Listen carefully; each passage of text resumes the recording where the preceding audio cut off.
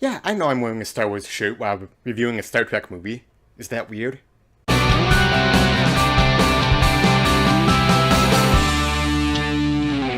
Star Trek Beyond is the third film in the rebooted Star Trek franchise, which also includes 2008's Star Trek and 2013's Star Trek Into Darkness. A surprise attack in outer space forces the Enterprise to crash land on a mysterious world. The assault came from Kral, a lizard-like dictator who derives his energy by sucking the life out of his victims. Kral needs an ancient and valuable artifact that's aboard the badly damaged starship.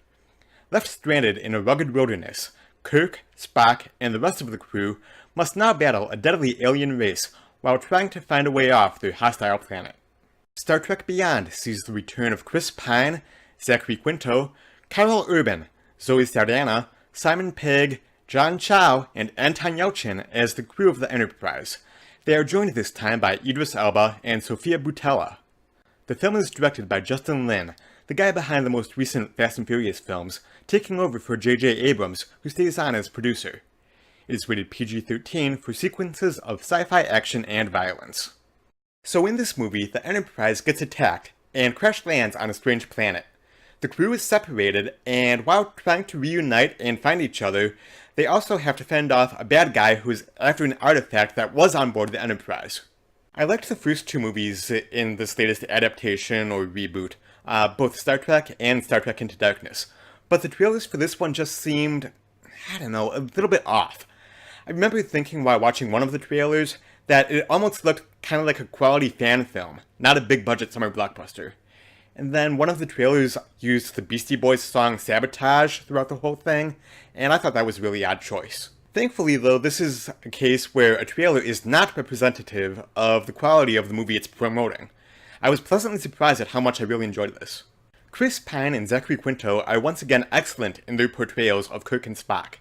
The rest of the returning cast is excellent as well. I really liked the chemistry in this film between Karl Urban as Bones and Zachary Quinto as Spock. They just had a lot of fun banter and quips at each other, and you could tell that they were really having a fun time making this movie. Idris Elba plays the main villain in the film, and as always, he gives an incredible performance. The dude just knocks it out of the park in almost everything I've seen him in. The other standout performance was by Sofia Boutella as Jayla. Now she is a badass. And it was just a fun character to watch. She was also a badass when she played Gazelle in the movie Kingsman: The Secret Service. That's another movie that, if you haven't seen it, go. Stop this video right now and download, rent, buy, whatever, Kingsman: The Secret Service. One of my favorite films from the past couple years. Anyway, back to Star Trek Beyond. I saw this film with a good friend of mine and his daughter, and all three of us thoroughly enjoyed the movie. I'm not a huge Trekkie or Trekker or whatever the Uber fans call themselves. I just enjoy the shows and movies for what they are, but I don't get too deep into them. The exception to that, though, was Star Trek Next Generation, which I really liked and watched most of the episodes way back when they originally aired. I think this film might be my least favorite of the trilogy in this latest reboot of the franchise, but please don't misunderstand what I'm trying to say here. The other two films are fantastic, and this one too is a really good movie, and I have a lot of fun, especially once it really gets going in the second and third acts.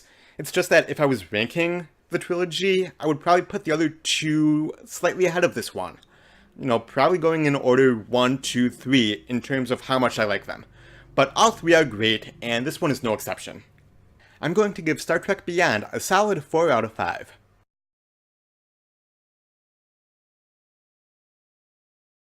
I would be remiss if I did not mention the tragic passing of Anton Yelchin, who died after production had wrapped on this film, but before it was released. He played Chekhov in these most recent Star Trek films, and also appeared in movies like Green Room and the Fright Night remake. He also voiced Clumsy Smurf in the live-action CGI hybrid Smurf movies from a few years ago. He was just 27 years old.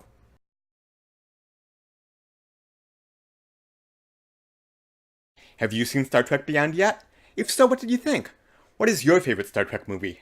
And yes, I'm sure a bunch of you are going to say Wrath of Khan, which I'll admit is pretty awesome. Anyway, let me know, sound off in the comment section below. You guys, thank you so much as always for watching, I greatly appreciate it.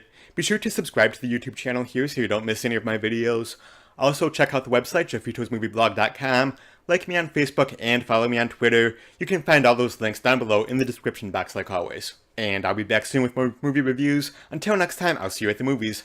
Bye-bye.